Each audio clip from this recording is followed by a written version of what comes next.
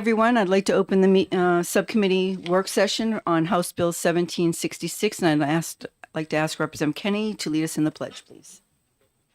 Pledge allegiance to the flag of the United States of America and to the republic for which it stands, one nation, under God, indivisible, with liberty and justice for all. I'd like to thank everyone for being here. We are expecting the commissioner and the assistant state vet, Nathan Harvey, to join us, as they had some amendments that they were discussing and also trying to get back to us regarding some other language. I think that from our discussion yesterday that the word will remain may. I think the best thing to do for the committee is just to probably look at this section by section to make sure we get this right. And that way it'll give us a chance to say yes and no. So we're working on the original bill as there has been no amendment brought forth. So I'd like to start with on page 1, the first section, cruelty to animals and livestock. There were some concerns that we want to make sure that this only pertains to livestock and not to animals, to dogs, cats, ferrets, etc. So this is something we need to be very cautious of as we're going through this bill, is that it only pertains to livestock.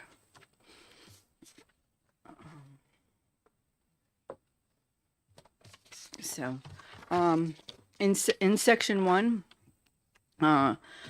the department has asked us to look at where it says no animal shall be confiscated unless a person is charged on this section except when there's probable cause to believe the animal's life is in imminent danger.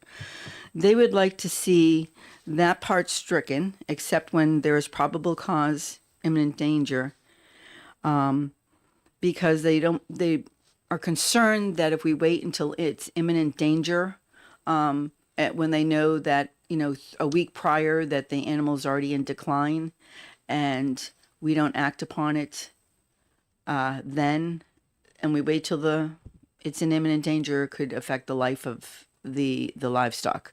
So we want to be very cautious about that. We don't have to get to that point if there's a chance that an animal needs to be confiscated.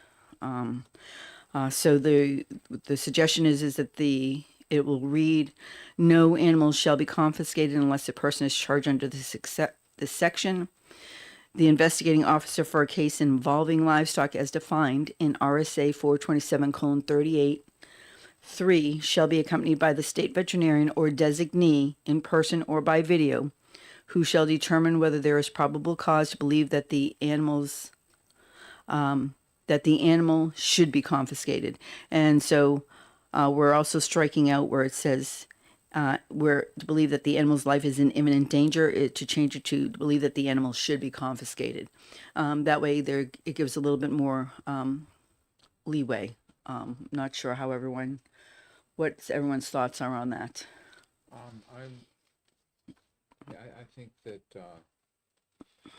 we pretty much want to take the department suggestion now. Okay.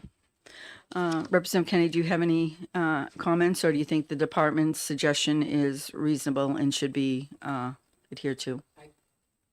I think the department's, that's very reasonable. Okay. I agree. Okay. Moving on to section 2. So go ahead. I'd like to sort of scroll up to line 1. Okay. So cruelty to animals, livestock. I think that part of what we want to do here is actually break this out into a new subsection. Okay. You turn your mic on. Oh, sorry. Yeah, it's probably best just to leave our mics on. Yeah. Okay. So I think it makes sense to break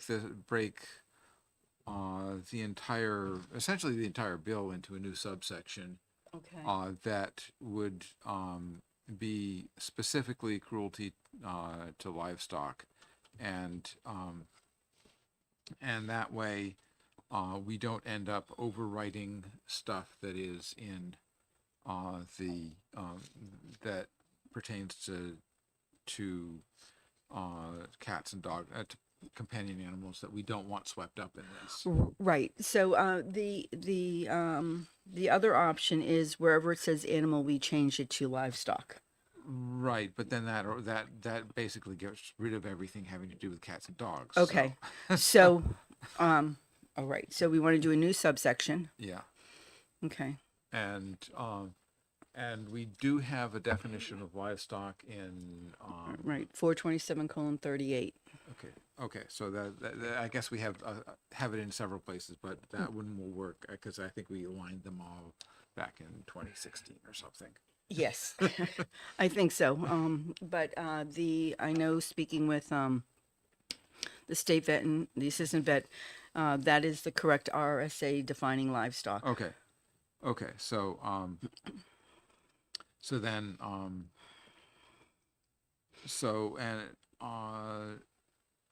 I guess I don't know if we make a new subsection, if we need to reiterate that, or if we just need to cite it. And Courtney can tell us. Right.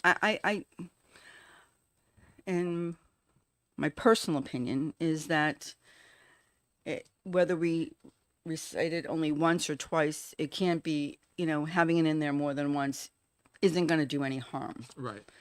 It'll just strengthen the fact that we are absolutely referring to livestock throughout this Yeah. subsection, which I think is the important distinction that we want to make. So let's just figure that any changes we make here are pertaining only to livestock, and then Correct. yeah.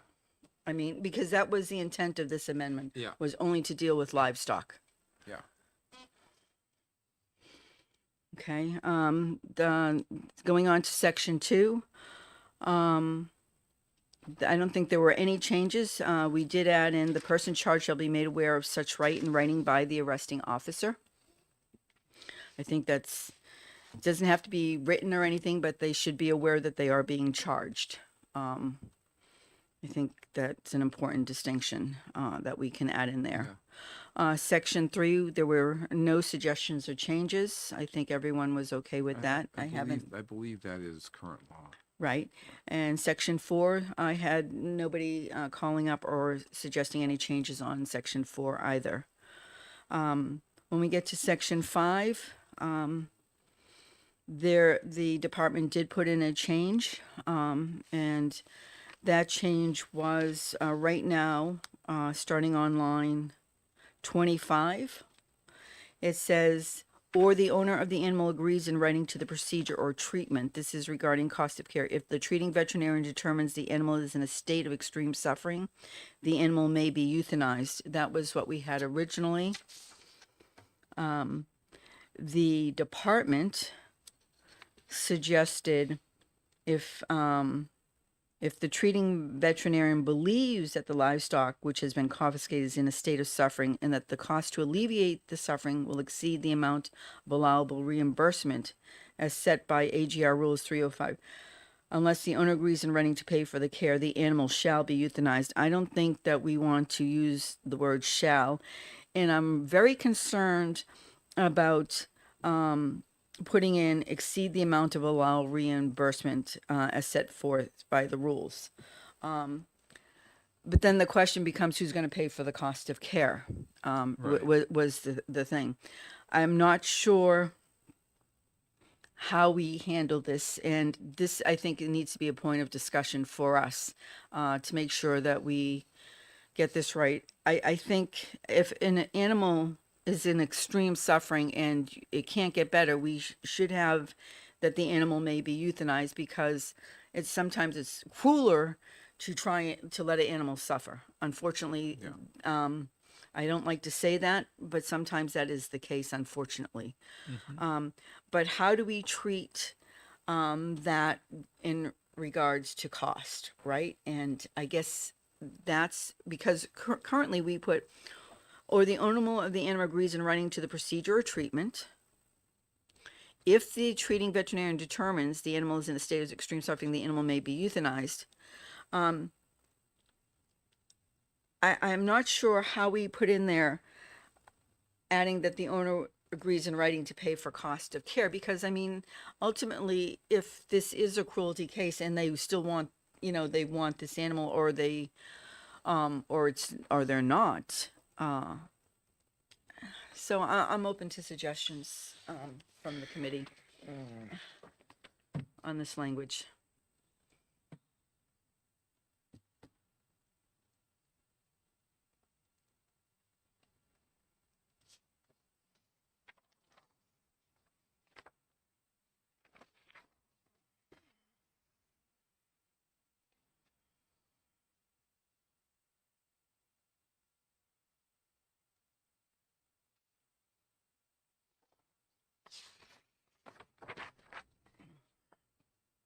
Tough one, isn't it? Yes. Um,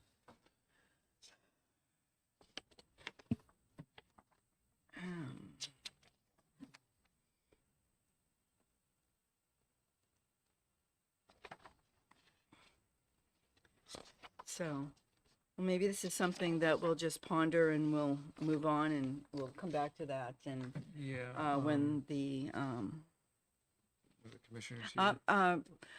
Rob, would you like to come up, please? Yep, right up at the mic. All right. please. Well, that's you're ahead of me. A thought is better than what we have right now, because we're perplexed. For the record, Rob Johnson, representing New Hampshire Farm Bureau. And I don't have specific language, but maybe you need to put a time frame, a buffer there to give somebody, if there's somebody willing to step up and foot the cost. Does that? No, I was asking, is that something that you think would, adding putting a buffer, a time period within that if there was somebody willing to see if there was somebody found who would step up and foot the cost. Well, at some point, if they don't, that's somebody can pay for it, then. Yeah, well, so the question is, Who pays for it now? Who pays for the cost? you need to come to a mic. You can,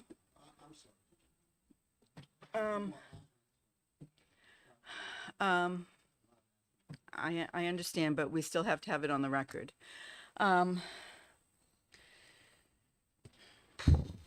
We wrote this so that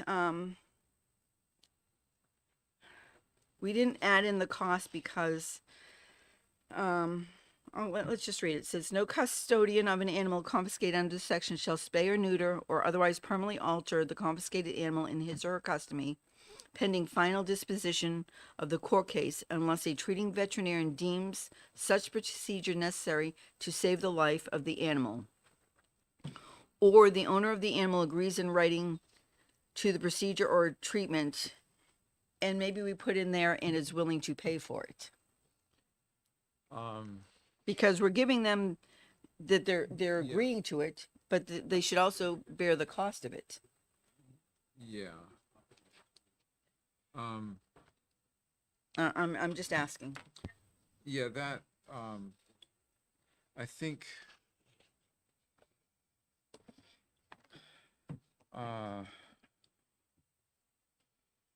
Kathy? I'm sorry, Representative Kenny. That's all right. All right. I'm not really good on cruelty cases. My experience was in a veterinary hospital for small animals. Right. So the one thing that we ran into a lot is that the people, when their animals were sick, many times didn't have the funds.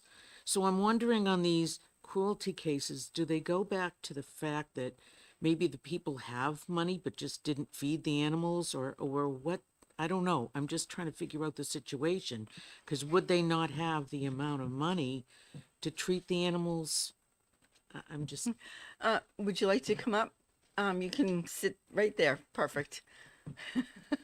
Just introduce yourself, please. Michelle Murch, New Hampshire SPCA. We find most of the cruelty cases, the people do not have the funds, which is why we're there in the first place.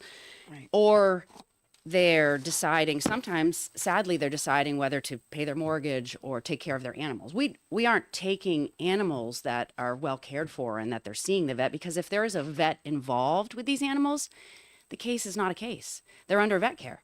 So there is no case. So if they're seeking medical treatment, we wouldn't be seizing their animals, and the police wouldn't be involved, and it wouldn't be a case. So, do you deal a lot with livestock? That's all that I deal with. Okay. I am the farm program manager, and I'm an investigator, and I am an investigator for livestock. Okay. Thank you for that information. So, And I tend to agree with what you're saying. Yeah. It's unfortunate that we have to get to the point where there has to be an investigation. I mean, if people can't afford their animals, they need to know that they can bring them somewhere. But they're And we do- afraid. And there's shame. I was Right. not to digress, but I was in New York, and there was a horse standing on 6 feet of manure that we had to get off of the pile, and he was a 38-year-old man, and he had 11 horses. This is what we're dealing with. Yeah. I was at another farm in New Hampshire last week. They have 11 horses as well. They can't get out of their house because they're not well. And finally, we convinced them to surrender 4 of the horses, but they still have 7. But they are too proud. So unfortunately, sooner or later, that's going to become an investigation. So I've supported them, and they've surrendered some, but they just can't. They can't. It's mental illness. And I understand that a lot of these cases are that. But, you know, it's hard to cross that threshold sometimes. Okay. so, do you have any ideas about how this would, about a way to resolve this issue? I think that if animals are suffering, that they should be euthanized. Okay. There's no, I mean, I watch it every day, and I watch people that can't make that decision for their animals. Okay. And I think that's part of the problem too, is that people can't make that decision for their animals. And that's why we have a veterinarian make those determinations. So I'm going to read you 2 statements. I'd just like to get your opinion on it. Currently, we have in there that unless a treating veterinarian deems such procedure necessary to save the life of the animal, or the owner of the animal agrees in writing to the procedure or treatment, if the treating veterinarian determines the animal is in a state of extreme suffering, the animal may be euthanized. That's one statement. Mhm. The other one is if the treating veterinarian, I'll read, or the owner of the animal agrees in writing to procedure or treatment, if the treating veterinarian believes that the livestock which has been confiscated is in a state of suffering, and that cost to alleviate the suffering will exceed the amount of allowed reimbursement, unless the owner agrees in writing to pay for the care, the animal shall be euthanized. So we're talking about suffering, right? I don't think it should be equated to cost, but I think it should be equated to suffering. What is your opinion? Or do, And unfortunately, a little bit of it does have to equate to cost, only because if you have an animal that is in extreme suffering, but say the New Hampshire SPCA has the money to try to save it, but the outcome might not be that good, that doesn't mean that it should happen. I mean, if the animal is suffering, and it depends on the prognosis, and it's going to be very case by case specific. Age, you know, if the horse is and a livestock is, you know, going to have a good quality of life after, and it comes down to quality of life. I don't think it should come down to a financial number. I don't think that should be part of the law. right. Okay. At all, personally. Yeah. The other thing through my experience is a lot of times, even though they sign that they will pay, Then they don't have the money. They don't want to make that decision. Exactly. They can't. That's why they're in the trouble they're in. And so that's the only thing is they can sign that they want to continue, but we were stuck with a lot of vet bills, you know, like Absolutely. And we get calls from veterinarians all the time saying, will you guys pay for this? Yeah. What's your feeling on the distinction between shall and may in this situation? I don't think you should say shall because that means you have to. Okay. Right. Right. I just As a I'm a retired law enforcement officer as Right. well. So we don't have all that many shalls in laws. okay. Right. It should be may. Yeah, I agree with you. Yeah. That's where we were leaning also. I just For wanted sure. to but get your perspective on that. Yeah, because it's never black and white. Right. Um, So, you want to give us your wisdom? Oh, I Okay. shouldn't take over. That's- for you. we're a subcommittee. This is informal. Good morning, Commissioner. Good morning. I had this on my schedule as being at 10, so I apologize. But I can tell you where we're at. I think I know I just heard the May, which is really what I'm here to talk about, the May versus shall. Okay, and also understand that we're also discussing where the putting a dollar amount on the cost of care. We were just discussing that. That seems to be so. That is in the rules. I understand that. I'm not going to debate what's in rules. But yeah, if you'd like to give us your take, we're looking at section 5 under section 1, section 5, right? So we're no custodian of the animal confiscated. So would love to get your thoughts on this because we're really grappling with it. Oh, and just one more piece of background. We're looking into breaking this out into a new subsection that just deals with livestock, so we don't conflate the livestock and pets accidentally. So I don't have the bill in front of me. Oh, well, I just happen to have an extra copy. So I think I don't read that, but I think I had some suggested language, You did. maybe, which is So we're on 5 right here. You're welcome. I can read you your suggested language if you'd like. I have that. But I really just want to talk about the shall versus may. Okay. Oh, thank you. Really just wanted to talk about the shall versus may. And I may come across a little bit strongly here, because I'm sort of feeling that, just like with the pet vending trade now, people have replaced their children with animals, and I'm feeling we're moving in this direction with livestock now, that every livestock is pet. Livestock should be considered a business, and it has every animal has, if they're livestock, they have a value that can be pretty easily determined. And so the idea there may not be a limit on how much should be spent to save livestock is a little bit mind-blowing to me. If the owner's not willing to pay the vet bill, and the cost of care fund at this point is $500 for emergency care, if you put the may in, you're saying somebody is still supposed to pay that. Because I can't imagine the veterinarian faced with a shall versus may, knowing where we're headed in society and how people feel about putting animals down, that the vet is going to say, oh yeah, I'll put the animal down, because he's going to be excoriated. And then who pays the difference? Do we leave the animal there in pain and suffering until the governing board decides whether they want to pay the difference? I mean, if the animal has been surrendered, if somebody wants to take it, that takes care of that. But there's going to be cases where even if the owner is willing to surrender it, it may be so expensive that nobody's going to want to accept that animal. So I think this is the problem is, most police departments are not going to have a large budget, and they're probably for this, and they're probably not going to want to spend, thousands of dollars for one particular animal. And let's remember, healthy animals go to slaughter every single day. Let's not put this value of animals where we have to do everything we can to save an animal. And then, okay, we save the animal, and then 3 weeks later we send it to slaughter and get, half the money that we just spent on it. So the owner should be responsible.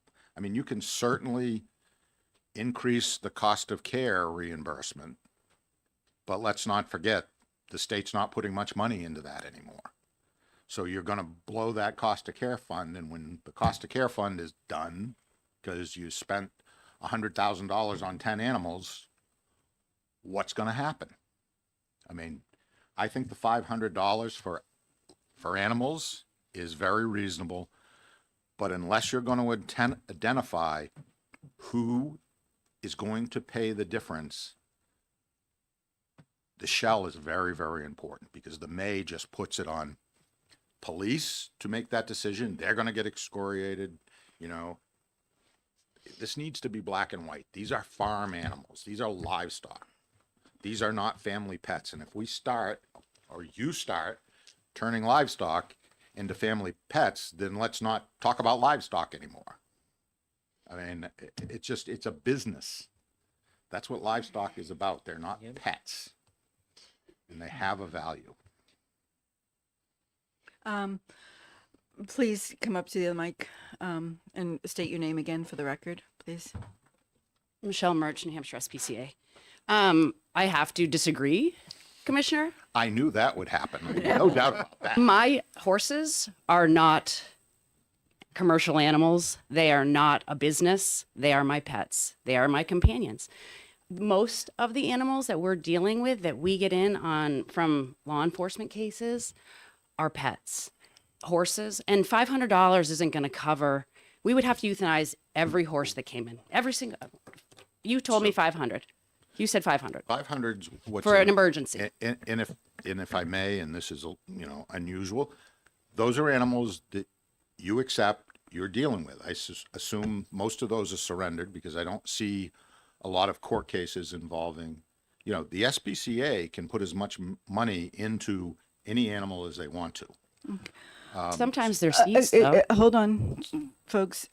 We're discussing the bill, and I understand this is an emotional thing, but Commissioner, I'm just looking at 3504, and I'm looking at cost of care, and I'm seeing here.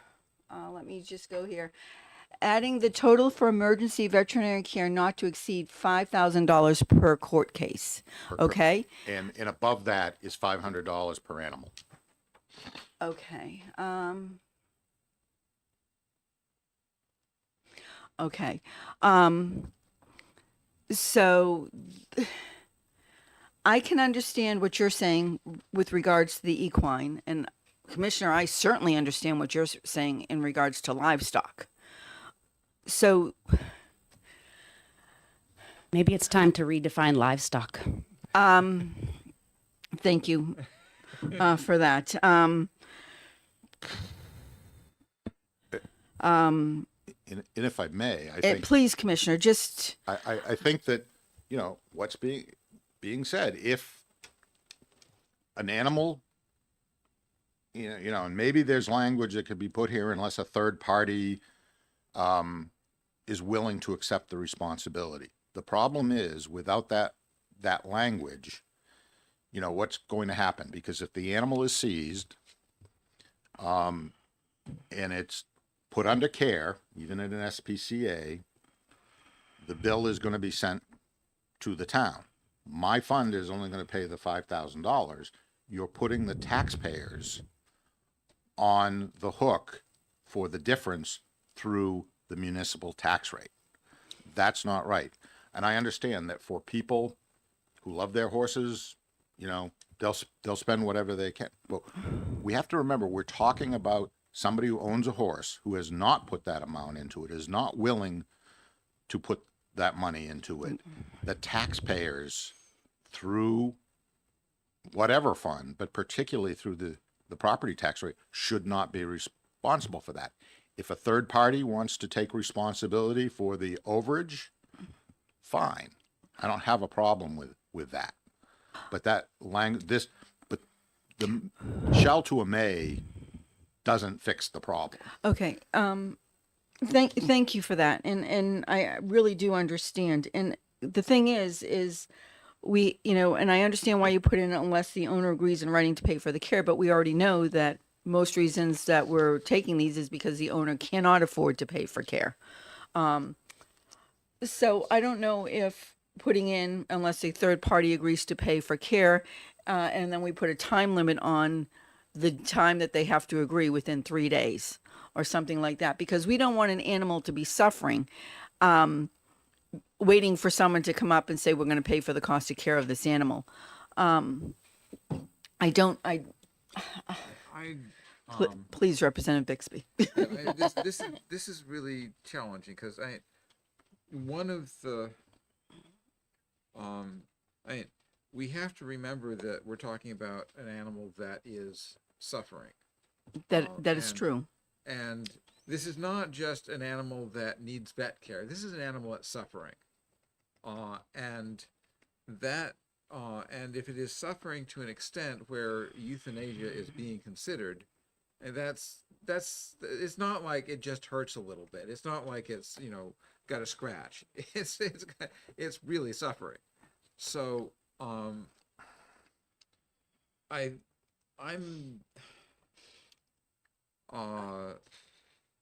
am leaning actually now more towards the shall, because because I get your point about it's not fair to the attending vet to put that responsibility on him or her, and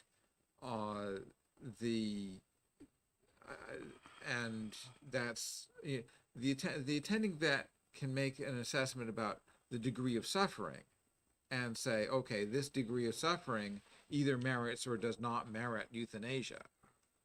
But if the degree of suffering merits euthanasia, then it should, I think that the shall is in place.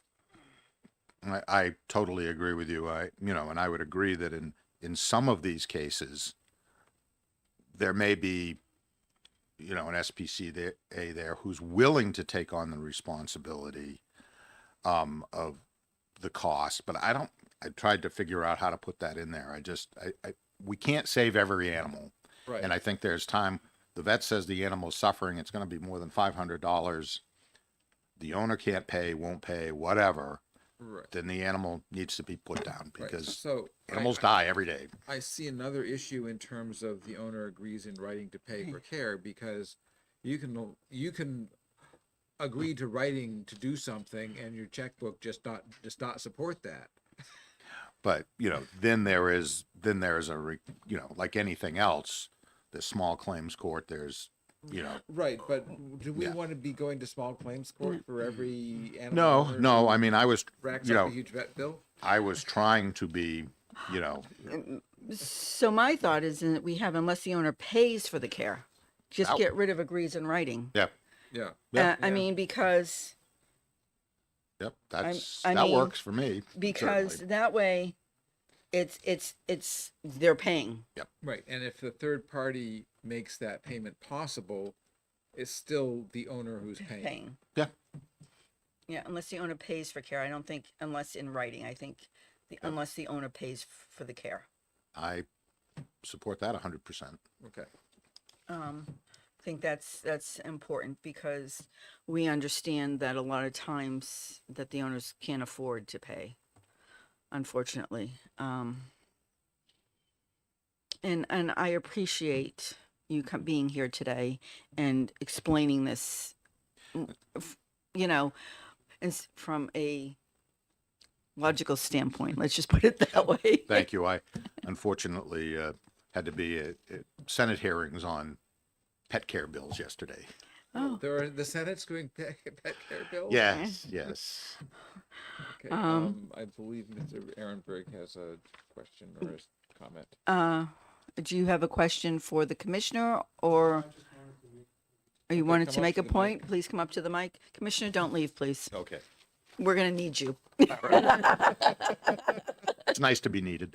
I have to say, I do appreciate all the consideration and time everyone's putting in to this. It is an important issue.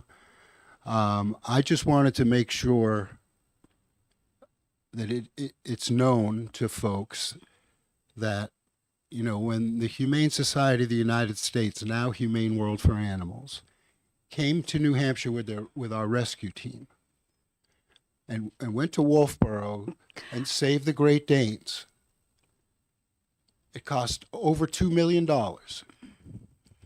And we raised the money and paid for that. That's not going to happen under this situation.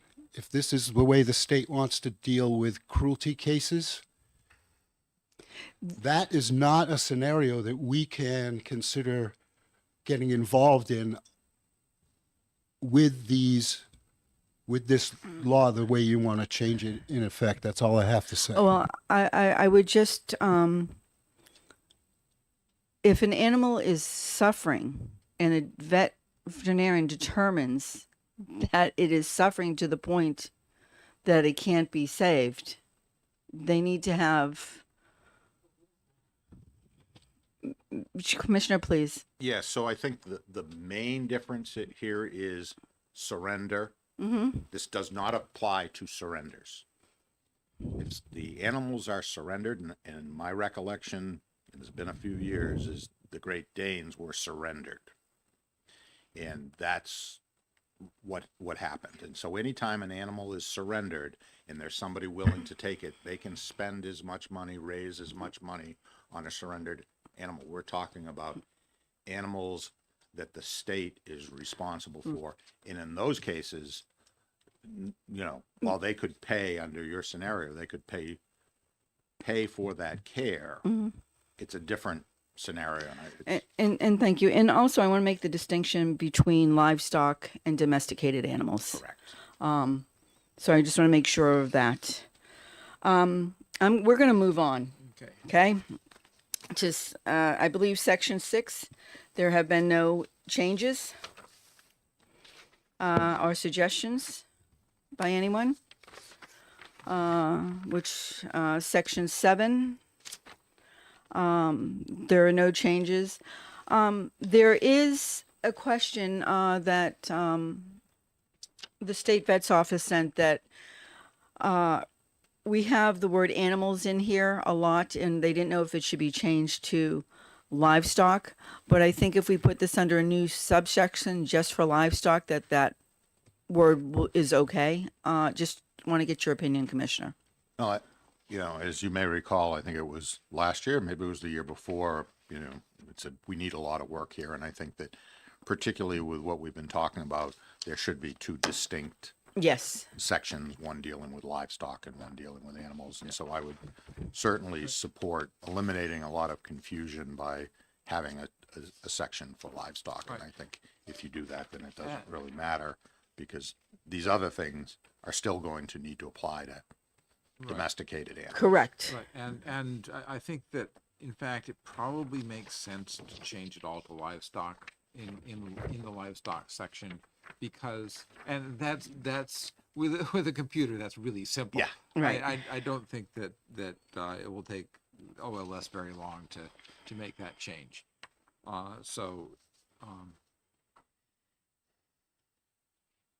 Okay. So, and then we get to section 8, which seems to, the sheriff brought up that, where we added this section, the name and address of the owner shall not be publicized until the case is adjudicated. They seem to have an issue with that because, law enforcement, a lot of times it's already publicly known, or they let the public know.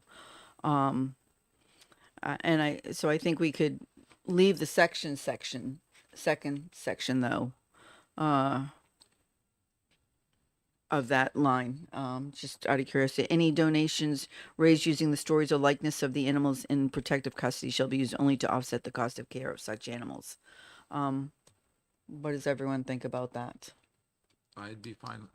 I think that would be okay. Okay. And that's, well, actually, I guess officially, Excuse me, you need to, I overstepped my authority. Okay, sorry. So the chair has to be able to, but, okay, I didn't see her. So please, and we're talking about section 8, please. Yes. Michelle Murch, New Hampshire SPCA. What happens if it costs $10,000 to take care of the animals, but the New Hampshire SPCA receives $15,000. We give the money back. It says any shall be used. I guess if we put in any excesses remains with the SPCA. I mean, we're not looking to make money off of this. We're just want to make sure that if you're raising money off of those animals, that it goes to their cost of care specifically. Absolutely, there's never enough to cover the cost of care. Right. Okay, So, so the it seems like the overage is an unlikely scenario. But it could be possible, and I guess needs to be addressed. Okay. Commissioner, please. If I can put on my former legislator's hat. Thank you. I think if you just say, shall be used to offset the cost, then that takes care of their problem because you know Okay. it's going there and anything else. And get rid of such animals. Well, shall be used to offset the cost. To offset the cost and leave Yeah. that, and that way it doesn't say If- only. Yes. Okay, get rid of the word only. Oh. That I makes see. sense. Any objections by the committee?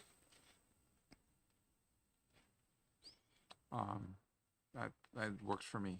Okay, thank you, Commissioner. You're welcome.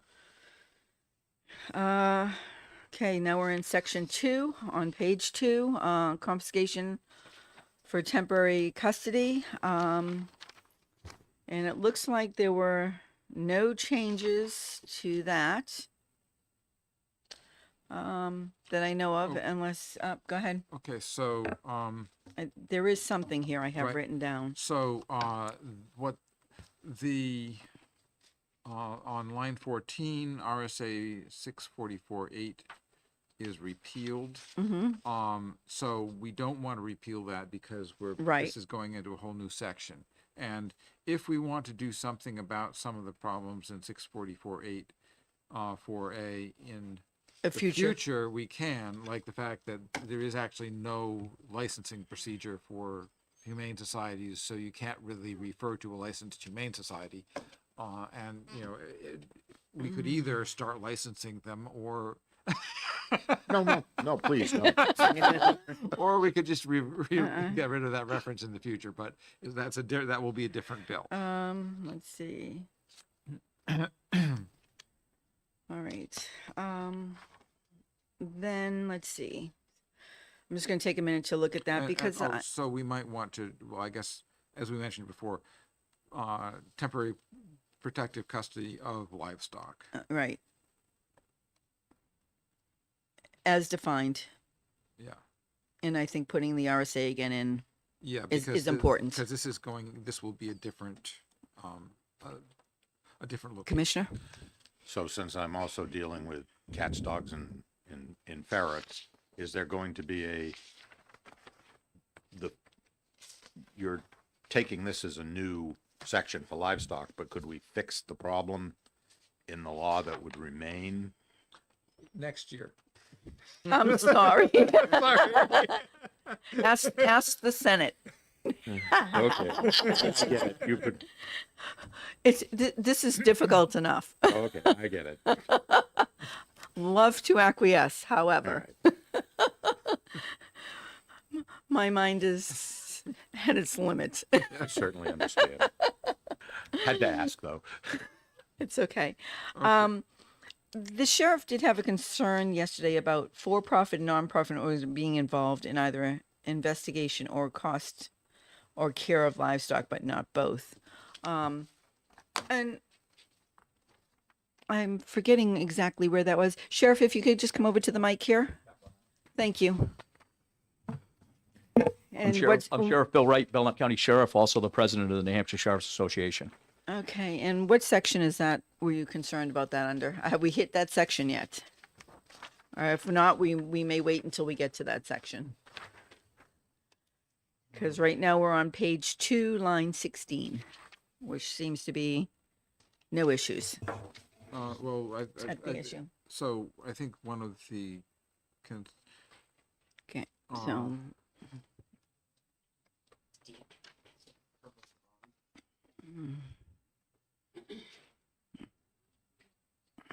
Yeah, so there was a copy here that was letter D in section 4A, Roman numeral 4A. Okay, we haven't got there yet. Okay, okay. So bear with us for a moment. So I don't think anyone had any issues with section A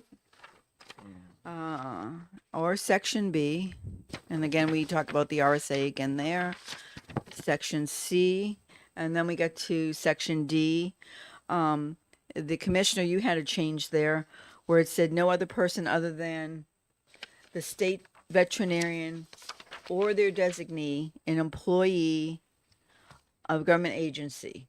So you wanted to put in no other person, and you wanted to add in the state veterinarian or their designee.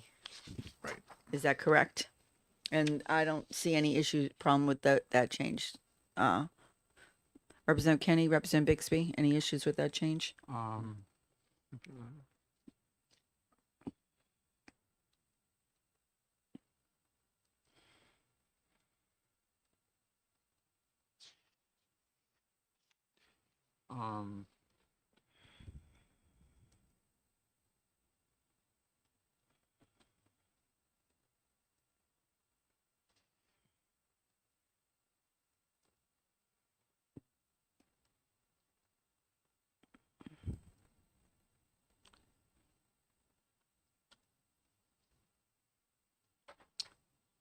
Okay, no Right. person other than the state veterinarian or designee or an employee of this agency with jurisdiction to investigate, which is conducting investigations, take part in or be present during any investigation into a complaint. And I believe Sheriff, Commissioner and then Sheriff Wright. So They both want to just- speak to the same I'm section. worried, I'm concerned about the be present during. All right, so, I can certainly speak to that because I think I agree there's some wrong. I wanted to, if you don't have any questions on D, I was just gonna stay, putting state veterinarian in there is a little redundant, but without putting state veterinarian in there, there's no way to put designee in there. Right. Right. So, right. And we have determined that designee could be anyone that the state veterinarian wants to use as their designee that understands that particular species of And livestock. it's not necessarily an employee. Correct, and that's why. Right. So, and the sheriff and I actually had some conversations yesterday in the State House cafeteria about this, and I don't think we're too far apart, if at all. And you just referenced it.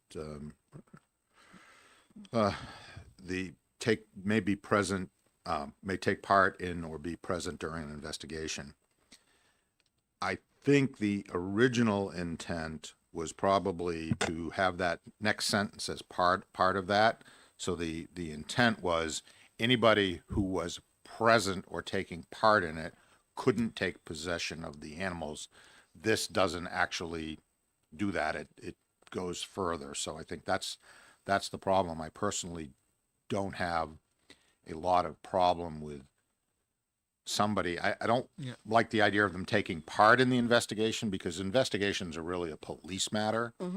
But to be present and actually potentially advising law enforcement, although that really is our job. Right. And that was what happened in the Lee case, is that my people were brushed aside, Right. and the only people who were listened to were the people who were taking possession of the animal. So there's the problem, and we're not always going to be present. Hopefully we'd have a designee, and there's nothing that would potentially prevent us from having somebody within a rescue league who has expertise in livestock.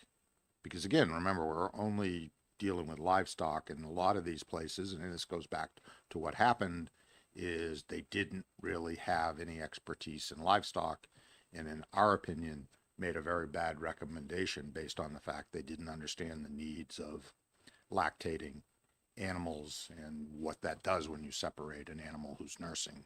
So we have to be careful about this language, Right. but it wasn't necessarily to exclude anybody else from being present, but they shouldn't be part of the investigation. That's a law enforcement function, in my opinion. Okay, so do you think that if we just strike the or be present, that would resolve it? On line, Let, 10, let's see, no person other than the state veterinarian or their designee, an employee of a government agency with jurisdiction to investigate violations of the section and which is conducting an investigation under this section.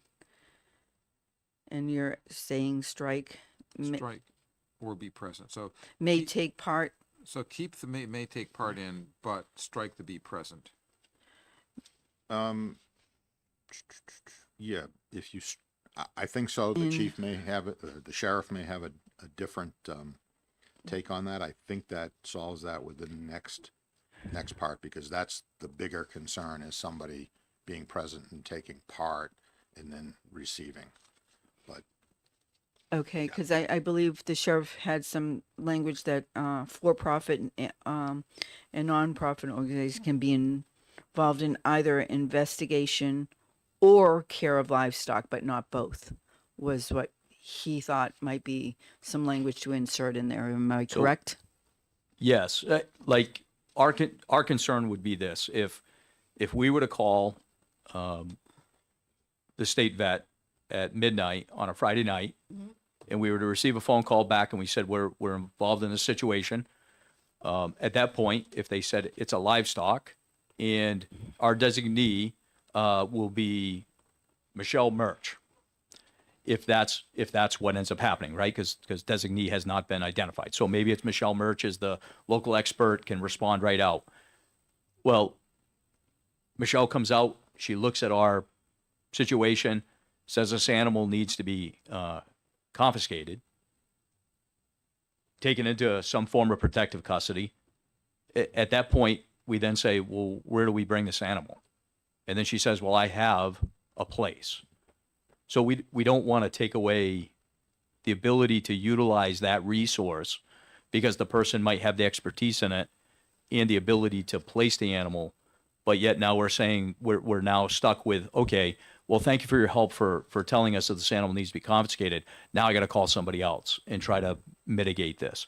That's the problem. Now you're talking about cops are generalists. We're not veterinarians. I'm sure that there are some veterinarian cops out there, but I can tell you here in our state, I'm not sure of many, or any. So we utilize our resources and our people and expertise to help guide us through this process. Our job is to develop probable cause and develop a case that we give to our county attorneys or to prosecutorial authorities to build a case beyond reasonable doubt. And this sometimes takes time, and sometimes we got to utilize different resources that are available to us. And we honestly don't care what company or business they belong to. We don't care. SPCA, state, I don't even know what the state vet does, honestly. Are they like the AG's office where we call them in the middle of the night and they answer the phones? I don't know. I've never had to call them. 28 years as a cop. So honestly, there's some things that I think are here. We're dealing with this stuff real time right now. We can't wait 5 days for somebody to call us back. We're dealing with it now, and people demand us to take action. And they're looking at us at this midnight on a Friday night, demanding that we do something. Representative Comtois, you and I've had these conversations, demanding something to be done, and I say what? So, Okay. So thank you for that.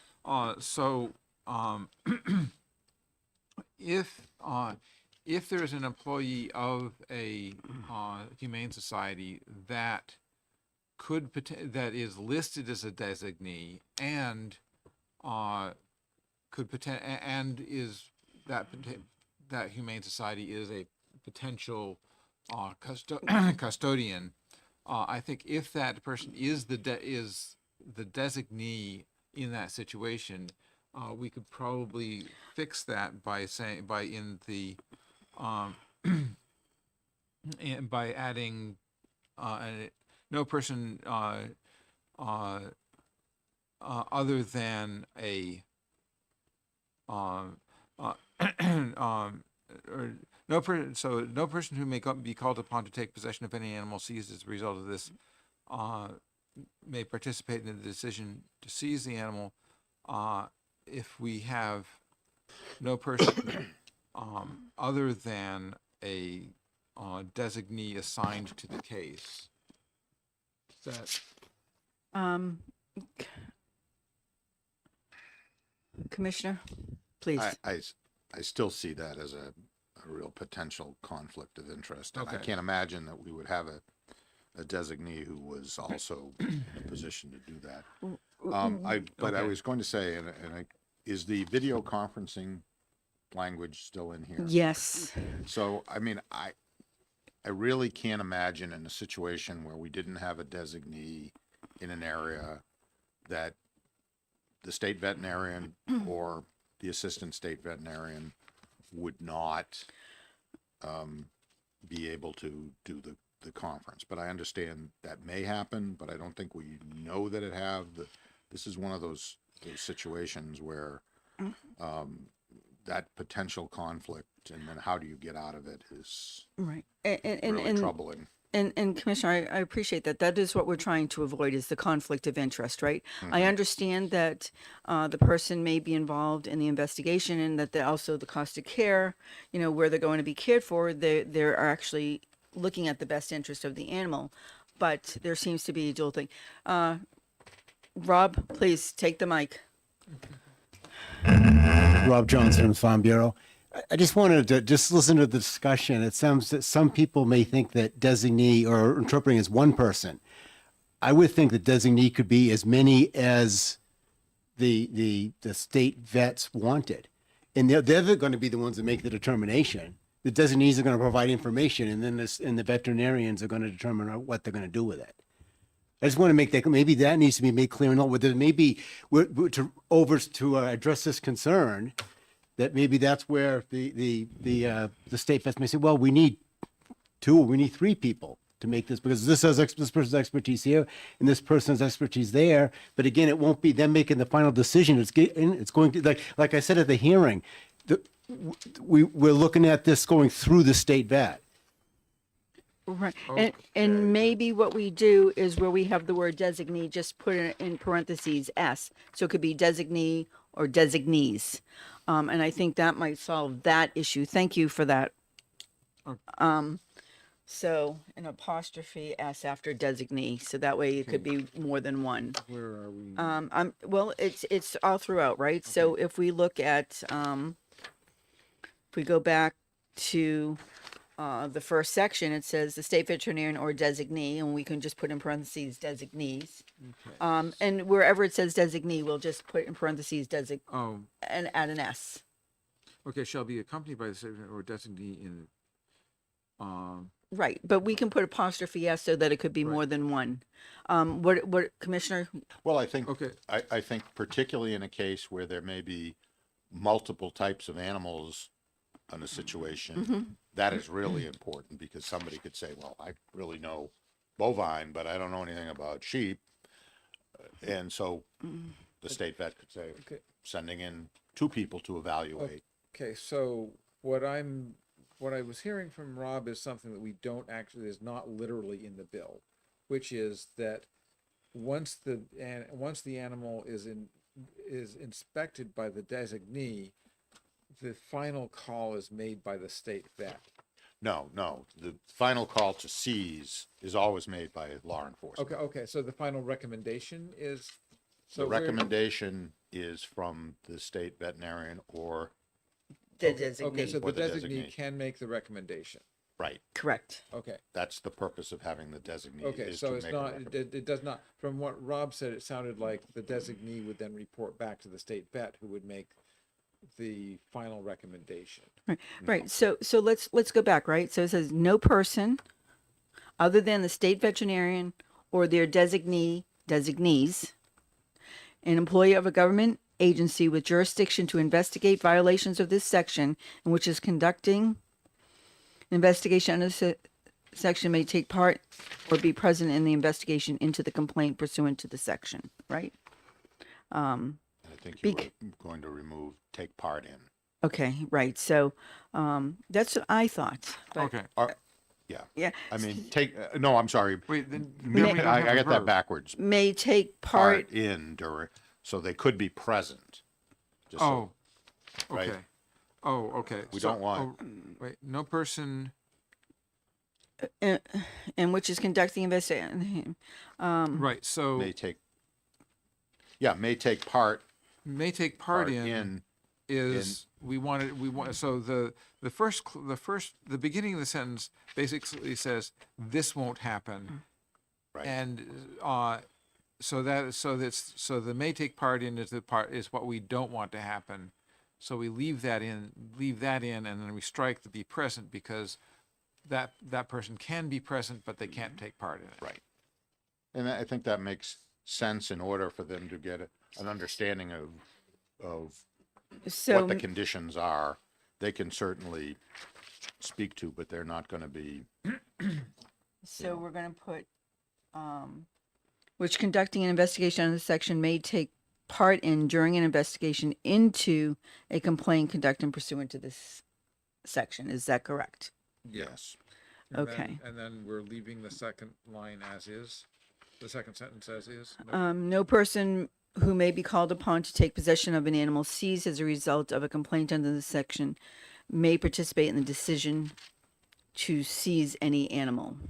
My only question, concern would be relative to the definition of a person, because if it's, you know, it's only people that can be part of there, but a humane society is not a person.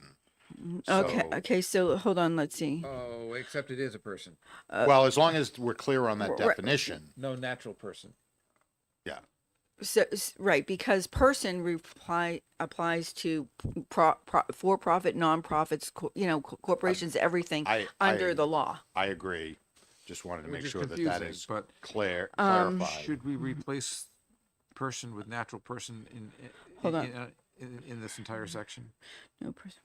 Because then, well, if you do that, then a natural person who was there could take possession. No person, Who may Nope. be called No. upon to take possession of Oh, any animal yeah, seized as a I mean, you result don't of- want, Oh, They just can't be involved in person the or decision to seize an animal. well, they can't, So yesterday we discussed adding in, and I think this is where the for-profit, no for-profit or non-profit organization can be involved in either investigation, can be involved in either investigation or care of livestock, but not both. And I'm not sure if that, where person actually already refers to both for-profit and non-profit. Yeah. Right? So do we say no person may be called on upon to take possession of any animal seized as a result of complaint under this section? Do we change that to, natural or do we Natu- just say no person? natural or, what's, now I've got, well, I I guess, do we, I mean, I may be nitpicking too much, but I've been around too long and seen too many lawyers argue about what the law means to say if we have the opportunity to close any potential. Right. any- Right, but person we know because, I mean, Okay, we so- have Well, that discussion all the right, so- time so- about what a person right, is. so in this case, person can also meaning organization actually fits the intent, I think. Right, so no person Okay. who may be called upon to take possession of any animal seized as a result of a complaint on the section may participate in the decision to seize any animal. So what if somebody was a volunteer? They're not actually, so that's why I was gonna say, what if it said no person, no natural or no natural or, what's the other word? Representative Bixby. Well, there's natural person, that natural person is like you or me. Right. So Um, what I'm saying is, again, somebody comes in, they're a volunteer, and they're not taking it. They're not an officer or an employee of the other. I'm seeing that as a potential loophole where you put whether no person, rather natural or unnatural. What's the word? Right, but, yeah, Miss Merchant, you have something to say to this line? Okay, and please speak to that line. Michelle March, New Hampshire SPCA. No volunteer, humane society, anyone makes a determination to take livestock. It's in the law right now. The veterinarian makes the determination, and they assist law enforcement in determining probable cause. So even if I'm out there as an investigator and I say this horse looks terrible, and then I say, Dr. Harvey, Sheriff Wright, like this, it looks terrible. That's all that I've done. I didn't say take them, and I certainly can't convince Dr. Harvey and Sheriff Wright to be like, yeah, take animals on the behalf of the Humane Society so we can make money. That's not going to happen. We're not making the decision. We're just helping. Right. We're not saying that we understand that we're the decision making But lies. that's what you keep saying, is that they take part in the decision making. They aren't making a decision at all. They're just helping determine if Dr. Harvey even needs to be called. Where Sheriff Wright calls me out and says, Michelle, I don't know what a horse is supposed to look like. So I say, this horse looks bad. You should call Dr. Harvey. That's all that I did. Okay, thank you. And I think that what we're trying to do here is just make clear that that is the procedure, so that there's not a situation where the state vet is not, or designee is not consulted, and a recommendation from someone, however knowledgeable or well-intended, who is not in that chain of authority, makes the recommendation. Right, as long as you're not the designee. Yeah, Or the vet. So Yeah. we can't take livestock without a vet. right. Okay, you're not at the mic. Thank you. So I think that just striking out the be present makes this work. Okay, all right. So, yeah, because a person, as we discussed, is,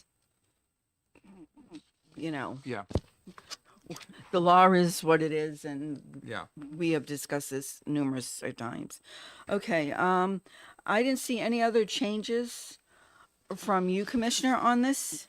Well, just down on veterinarian assistant on Okay, Line let's tw- go there. 26, and it's just the same thing. A veterinarian licensed to practice in the state and the state veterinarian or their designee shall be held harmless. Right. That we already have that in the Okay, original well, that's bill. in bold, that's why Yeah, that's what was added to the bill. So Yeah, so- anything in bold was what was added to the original bill, and we're going to change wherever it says designee to put in parentheses S, just to make sure that he doesn't have to. He can call on more than one, depending on the species of livestock that are there. Are there any other Sheriff Wright? Yes, and I'm only bringing this up because the commissioner's now here, and it was with the first section. Yep. And it, based on the language that was Which- spoken of. Please refer to the Yep. line. So it's actually section 4A1. 4. Okay. Yep, so it's on page 1 of Okay, the, so, okay, Roman where, 4. yep, where it says no animal will be confiscated unless a person is charged under the section.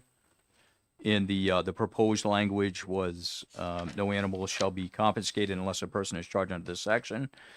The investigating officer for a case involved in livestock defined in RSA 42738 3. So now the commissioner's here, and that's his language, I believe. Right. Our concern is that, again, on the law enforcement aspect of it, investigations sometimes take some time. And if we have an animal that is obviously in need of being seized at the time, we will either be forced to make premature arrests prior to a complete investigation being done, or we ignore the animal and we concentrate on the investigation and then make an arrest later on and the seizure of the animal later on. you don't need to. Yeah, it- please, Commissioner. But I think, I didn't hear you, maybe you don't have this amendment.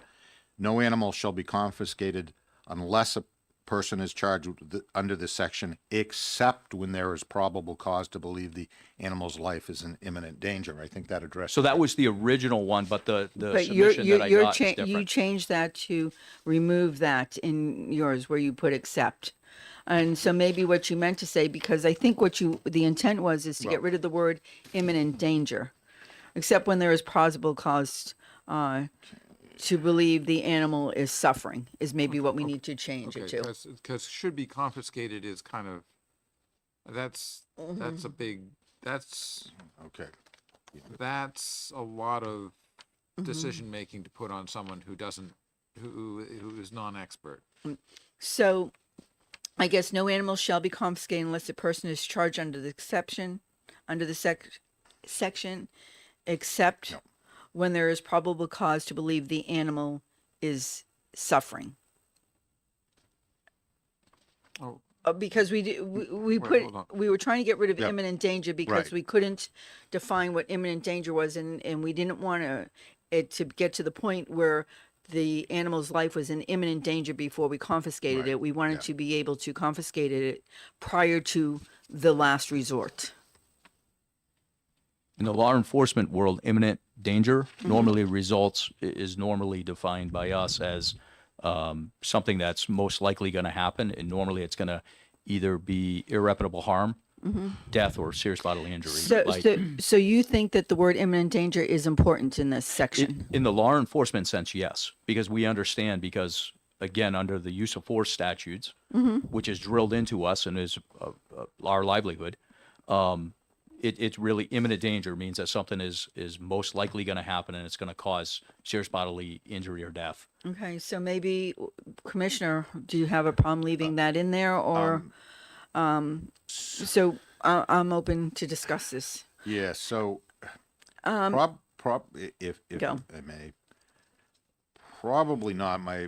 My initial thought was, okay, well, that's exactly when you want to make the arrest, is if the life's in imminent danger. However, in listening to the sheriff, and the circumstances are that the investigation probably isn't complete, and all they know at that time is this animal's going to die if we don't take it in, and they're not ready to file charges. My only concern is, for everything else, there is a process on how you get the animal back, or how long they can take it. So the animal's life's in imminent danger. They take it. Now, what's the answer to what's next? That I'm not sure that the bill covers.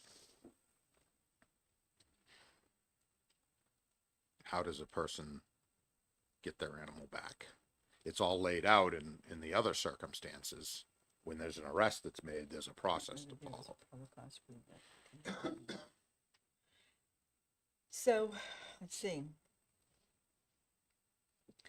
I'm just reading this. So, no animal shall be confiscated unless a person is charged under the section. The investigating officer for a case involving livestock shall be accompanied by the state veterinarian or designee in person or by video, who shall determine whether there is probable cause to believe that the animal should be confiscated. So, Or leave it as it is, as imminent danger. so would you like to address with the commissioner's concern what he just? Yeah, so I am familiar with the Senate bill right now that's been filed that actually talks about hearings. It's 14 days after an animal's confiscated in order to have in essence, it's like a probable cause hearing. That went before Senate yesterday, and I was there for that. And we're in support of that bill as well, because we do believe in process, and honestly, we don't want to hold on to animals any longer than we need to, and our goal is to address the situation and move forward. Commissioner, I thought there was, and Representative Bixby, correct me if I'm wrong, but I thought we had put into court cases at one point under cost of care or cruelty, animal cruelty statute, that they took priority in the court system. But you have to have charges filed for that to be applicable. This is, Okay, I see what you're saying. Right. I Oh, believe yes. Senate Bill 516, I think it is. I could be misquoted, but I think it's 516, actually addresses confiscation of animals. So it doesn't always, like, I believe it's on a civil side as well. So it covers both the criminal and civil side of things, as we're confiscating an animal, and we want that due process. Right. So we're in support of that bill. Okay, for the so- due process. So that bill provides a hearing if an animal is confiscated without charges being filed? I believe so. I believe it's if an animal's been confiscated, it starts that process. We have to have a hearing within 14 days. I believe Rob is going to look that up for us. And if that's and if Rob is able to find that's not the case, because I do believe it's exactly like that, maybe that's something that gets put into this bill as the Yeah. process as to any animal that's been confiscated, you know, that an expedited hearing needs to be heard within 14 days or however long as it relates to the confiscation of the animal. Yeah. SB 516 is not the correct bill number, Okay, I don't let me, believe. Looking that up now. Rob, do you, please come up to the mic if you're going to speak. I think he's still looking up the information. Okay. And I wasn't even aware of that bill. Well, surprise, surprise. How can you not be aware of one of several thousand bills this year? It's okay, Commissioner. Sheriff's got you covered. Thank you, Sheriff. The problem is I try to look at every calendar but bills keep popping up in places I'm not expecting them to pop up in, so I've done a more cursory view. Do we know who the prime sponsor was on that bill? I believe it was Senator Abbas. Thank you.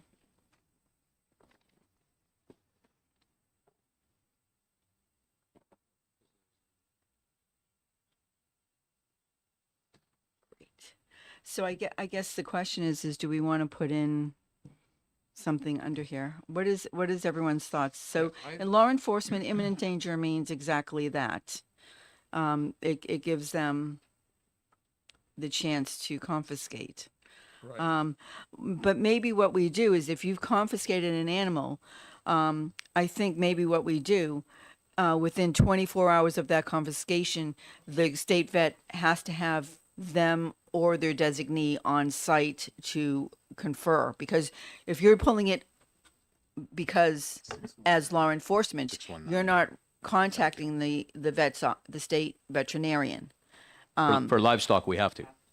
That's what the e- law says. Even if it's an imminent, if you say no, except when there is probable cause to believe the animal's life is in danger, you still contact them before you. Yeah, so any livestock investigation we're required to. Okay. So if you confiscate an animal that's in imminent danger, your next step, or one of your very next steps, is going to be contacting the state vet's office for. We're going to contact the state vet's office prior to actually seizing the animal.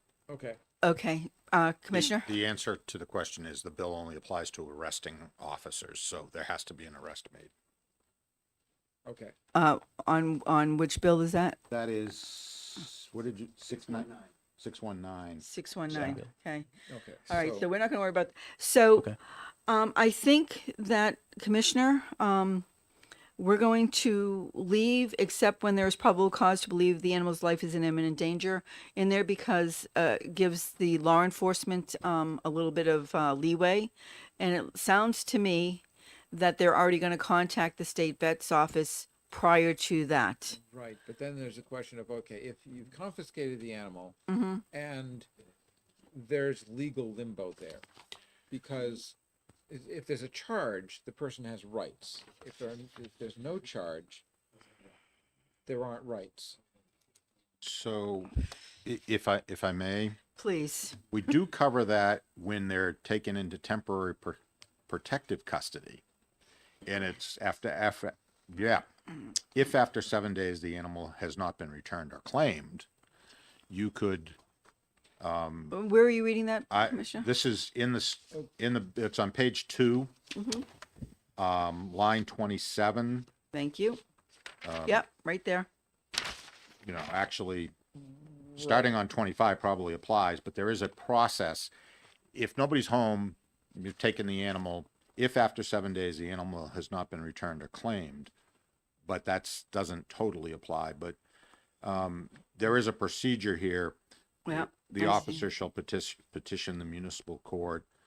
I don't think it's Right. that difficult to put a process in for for an animal to deal with an animal that has been confiscated when an arrest hasn't been made, or you simply say, if charges have not been filed within 7 days, the animal shall be returned. Right, and we put that in for it, Yeah, in that the- might be the, in 4A1, because we don't want to be, we worked kind of hard to not muddy 4A Yeah. with 4A. but I think that may be, yeah. So I'm just writing this down, Representative Bixby. So I have here, so, and you'll help me draft where it goes, but it says, if charges have not been made within 7 days, the animal or animals shall be returned. Yeah. That, I think that works, that covers my concerns. Yeah, And I like it because it makes police departments have to respond and do a timely investigation. Okay. okay. I knew we could come to a, The county attorneys won't like it, but we'll go with it. Well, if we don't do, if someone's not pissed off, we haven't done our job.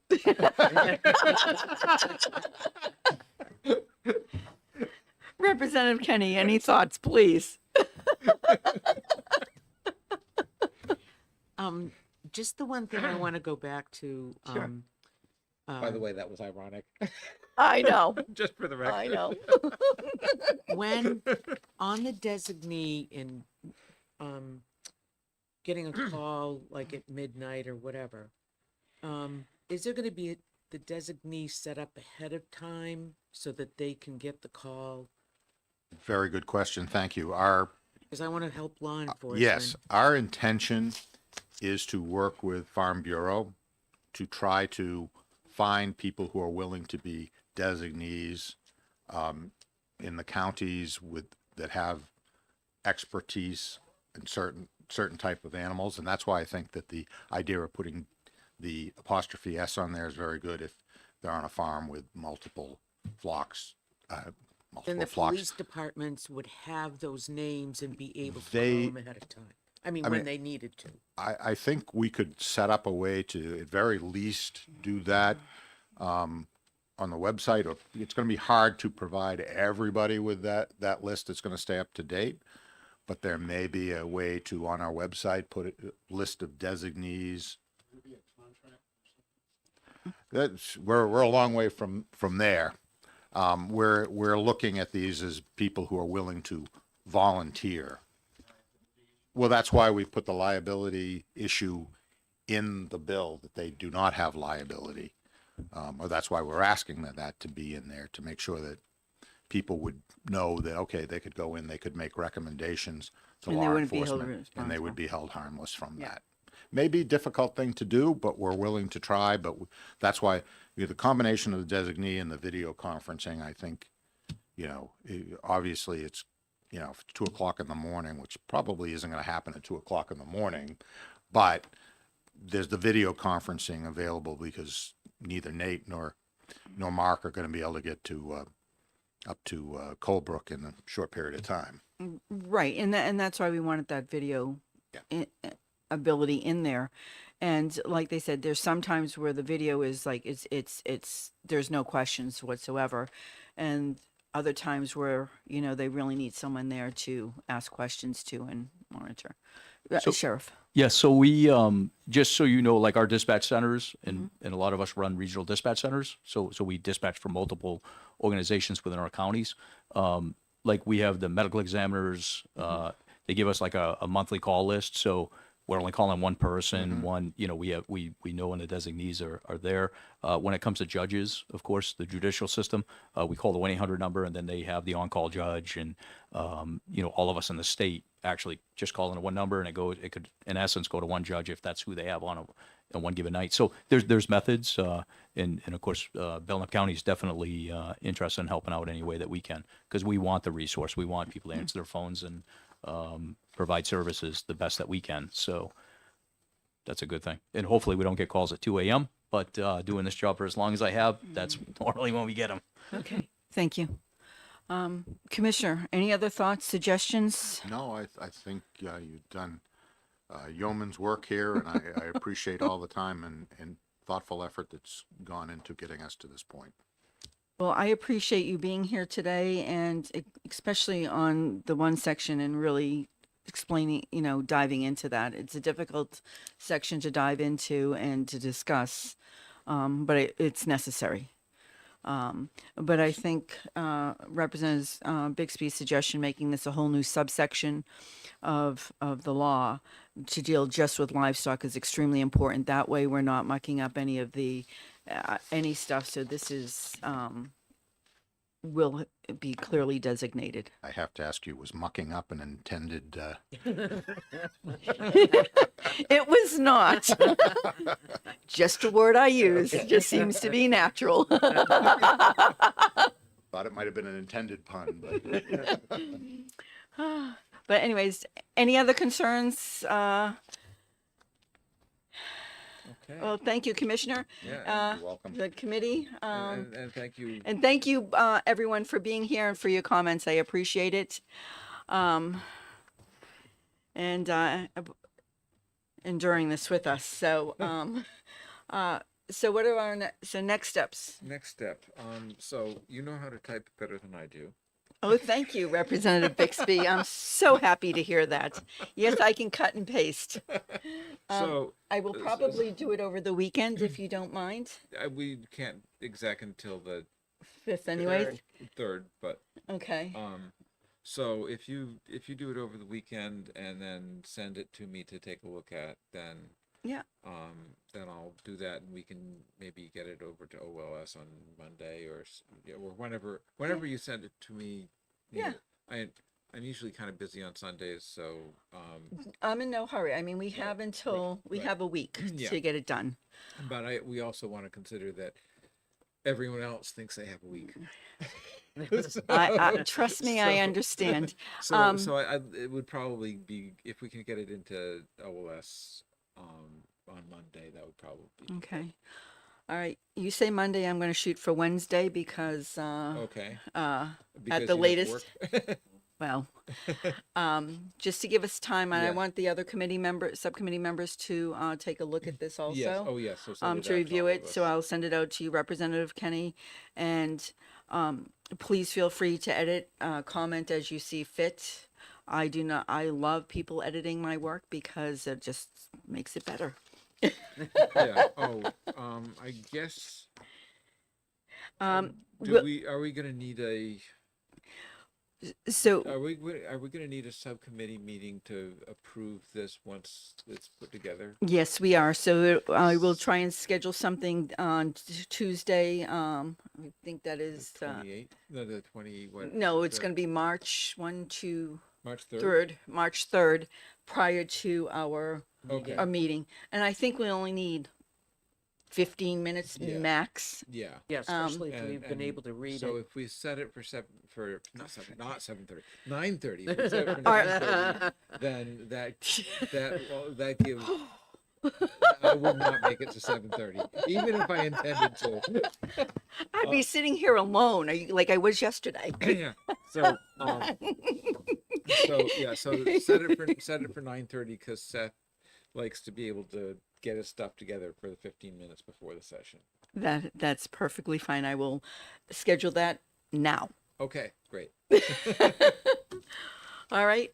Well, I'm going to adjourn the subcommittee work session on HB 1766. And again, I thank everyone for attending and being here and giving their viewpoints. So thank you all. Thank you. Okay. Have a great day.